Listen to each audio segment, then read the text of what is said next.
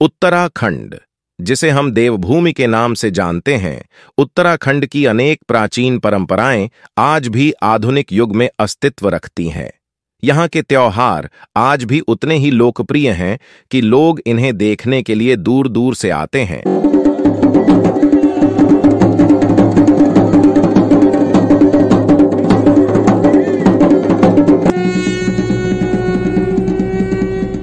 ऐसा ही त्योहार है नागनी माता का द्योरा, जो कि पूरे 6 महीने तक चलता है।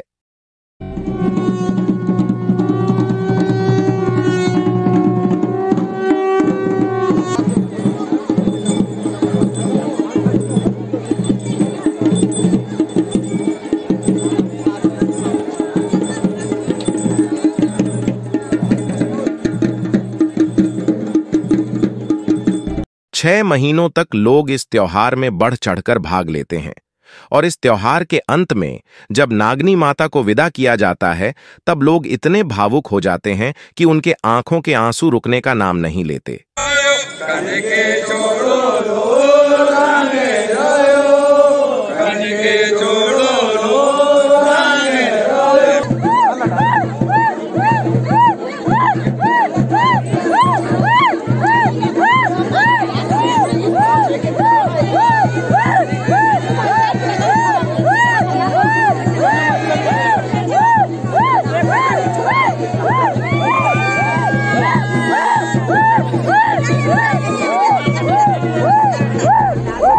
मुझे लगता था कि मैं बहुत बड़ा बलवान वीर आदमी हूँ, लेकिन जब से मैं नैनी माता के साथ जुड़ा हूँ, मेरी आंख के आंसू रुक नहीं रहे। और कहते हैं कि आंसू तभी निकलते हैं जब आदमी का हृदय जो है द्रवित होता है। इस द्योरा में प्रमुख पुजारी को ब्रह्म गुरु कहा जाता है, जिन्हें यहाँ की लोकल भाषा में गणवे जी कहते हैं। द्योरा कोट भटाना का जब प्रारंभ हुआ, उस समय लग रहा था कि आज के जमाने में बहुत टफ है, बहुत मुश्किल से ये द्योरा संपन्न होगा। लेकिन माँ की जब कृपा होती है, कोई भी धार्मिक कार्य जब शुरू होता है उसमें विघ्न बाधाएं आती हैं, ऐसी बात नहीं है। अगर आदमी के मन में उल्लास है, जिज्ञासा है, कर्मठ है, तो वो कार्य पूर्ण हो जाता है। चाहे गृहस्थ जीवन हो, चाहे कहीं हो, सैनिक जीवन हो, चाहे साधु जीवन हो। और माँ की कृपा से सभी गाँव में लोगों ने, महिलाओं ने, बच्चों ने तन मन धन से माँ की सेवा की, तथा द्योरी जो यात्री थे उनकी तन मन धन से सेवा की। यहाँ तक कि लोग लेने के लिए 1-1 किलोमीटर, 4-4 किलोमीटर दूर आ रहे हैं। मांगत गीत अपने परिधान में, पीली साड़ियों में, कलश लेकर के। और जब विदाई होती है उस समय भी लोग छोड़ने के लिए आते हैं। और अंत में जब विदाई गीत लगता है तो हर एक रोज आता है, आंखों में आंसू आ जाते हैं। मैं घट उद्गव से और 6 महीने तक ब्रह्म गुरु श्री विशंबर दत्त सती के साथ रहा और जगह जगह उनके जितने भी पड़ाव थे, जब भी मुझे मौका मिला तो मैं उनके साथ साथ जो भी सेवा भाव नैनी से बन सकी वो मैंने दी। इसमें मैंने ये देखा कि इस देवी की जो मुख्य गण के रूप में थे वो गणवे जी थे। मैं तो देख रहा था इसका 150-200 साल का इतिहास है, लेकिन देवी ने अपने जो गण को चुना, सती परिवार बैनोली से चुना। और जो इस यात्रा को चलाने में जो चल रहे थे वो पंडित विशंबर दत्त सती जी थे। उन्हीं के आशीर्वाद से जितने भी ध्यानियों का मिलन था और उनका उनके ऊपर आशीर्वाद स्वरूप जो भी प्रदान थे, यानी कि मैं ये कहूँगा कि उनका मुखार बिंदु से जो आशीर्वाद निकलता था वो ध्यानियों की मनोकामना पूर्ण करता था, क्षेत्र का में समृद्धि पैदा करता था।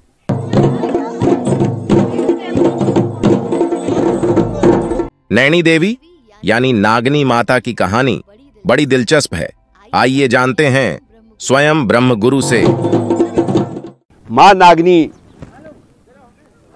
का इतिहास के बारे में कई किंवदंतियां कई है, लेकिन विशेषकर यही है कि ये नाग कन्याएं थी, ये नाग लोग में रहती थी। और इनको जो है भांकुड़ा ऋषि, वशिष्ठ ऋषि जो है उनको लाए और हंसिया बुंगली जो बकरवाला था उसने उनको जो है तितर बितर मतलब एक धोखा फेंक करके उनको विचलित कर दिया। वो उसको इतना दिमाग नहीं था कि ये कौन सी कन्याएं हैं, उसकी बुद्धि उतनी थी।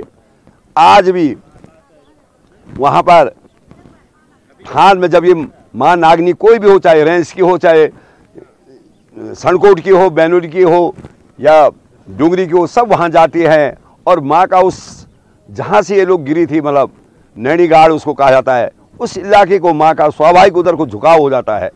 बड़ी मुश्किल से कंट्रोल करना पड़ता है तब जाके, नहीं तो वो अपनी बहनों को ढूंढने के लिए वहाँ जाती हैं।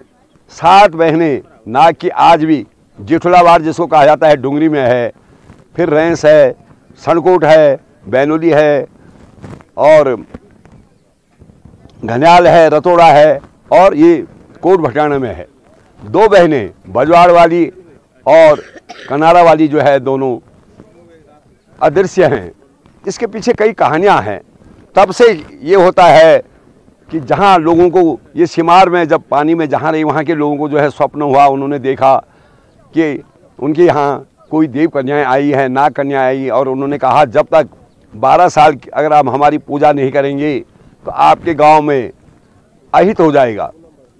तो कहते हैं ना, जब कोई स्वप्न में कोई चीज़ दिखाई देती है या कोई भविष्यवाणी होती है, आदमी विचलित हो जाता है। तो वो लोग जहाँ जहाँ इन गाँवों में ये रहते हैं, वहाँ के लोग इनको हर 12 वर्ष के बाद इनकी द्योरा यात्रा जो है निकाली जाती है। ये विशेषकर ध्यानियों की लाडली होती है और जब द्योरा निकलता है तो जहाँ जहाँ ध्यानियाँ रहती हैं, जहाँ जहाँ ये 9 बहनें हैं, वहाँ इनको मिलने के लिए नागनी माता जाती है। इनके साथ भूमियाल जो भूमि के मालिक हैं और लाटू देवता उनका अगवानी वीर होता है, ये भी साथ रहते हैं।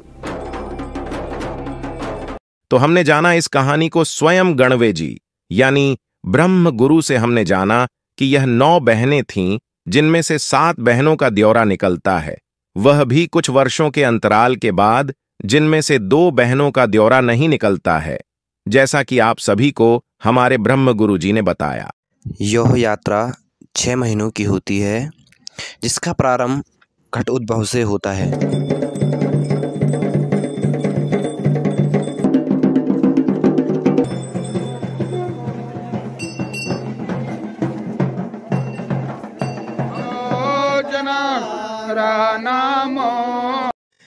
इस त्योहार को देखने के लिए लोगों का हुजूम उमड़ पड़ता है। आज यहाँ पर 9 कोठे बने हुए हैं। इसका जो आज का जो फल मिलता है, ये सीरा जो है, इसको 9 दिन से 8 दिन से लोग जो हैं बड़ी श्रद्धा भक्ति से इसको बढ़ते हैं। और कल रात हमने इनका 9 कोठे बनाए और आज इसमें ब्रह्मगुरु जो है हर कोठे में जाता है, रंग गुलाल फेंकता है और गीत गाता है। लास्ट जब पूंछ वाला जो कोठा होता है उसमें विदाई गीत, हरेरा कुंजो वाले जब गीत लगते हैं, सभी लोग आंसूपूर्ण विदाई देते हैं, सभी दुखी हो जाते हैं। और ये इसका जो प्रसाद है ये वही है, सीरा का एक टुकड़ा, जितना भी 1 फीट आधा फीट जितना मिले, अगर हम मकान के आगे लगाते हैं तो बाहरी कोई शक्ति घर के अंदर नहीं आ सकती है और अंदर की जो अच्छाई है वो बाहर नहीं जा सकती है। इसलिए इसका बहुत बड़ा महत्व है। इस त्योहार को देखने के लिए लोग देश से ही नहीं बल्कि विदेशों से भी आते हैं। मेरा नाम है गेरिट। मैं जर्मनी से यहाँ आया इस मेला के लिए। इस मेला के बारे में मेरे रेंस वाले लोग उन्होंने मुझे बात की, क्योंकि 8 साल पहले मैं रेंस वाले लोग और रेंस वाली नैनी माता के साथ में भी चलता था 3 हफ्ते में। और इस वक्त पर मैं देखा कि कितनी प्रेम है, कितनी महसूस लोगों और देवी के बीच में। तो उनके बाद मुझे इसका ऐसी दिलचस्पी हो गई, so much interest, कि मैं रेंस की नैनी माता के बारे में मेरी PhD लिखी। मैंने एक फिल्म बनाई और मैंने भी एक पुस्तक लिखा गया। तो ये पुस्तक अभी समाप्त है, ये मेरा PhD थीसिस है। तो उनका प्रकाशन शायद इस साल में हो जाएंगे और अभी मेरा PhD का काम समाप्त है, तो मेरे पास समय है यहाँ पर घूमने के लिए। So I visited first visited the Mela of the Nani of Ratura in 2011.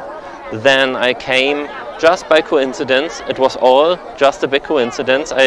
There was no time that I was told before that there would be such a thing, but then I came to Ratura by chance because I was doing an internship in that time with Professor Dataram Purohit from Srinagar University in Srinagar, and yeah, so I came back later to do some research on the Nagas of Uttarakhand, on the Nagas and Naginis, and just by chance it happened that at that time the Nagini Mata of Rens was also starting her journey. So I took part in the end in the same Mela like here in 2011, where they also made this big rope of grass, of babulu grass.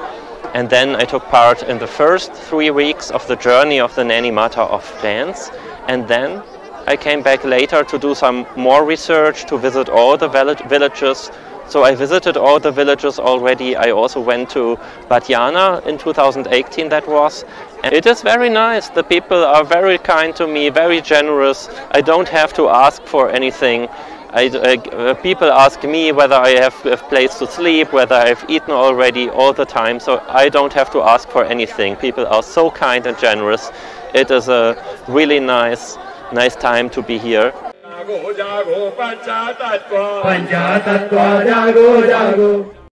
Uttarakhand को इसीलिए देवभूमि कहा जाता है क्योंकि इसी तरह के त्यौहार यहाँ पर समय समय पर मनाए जाते हैं।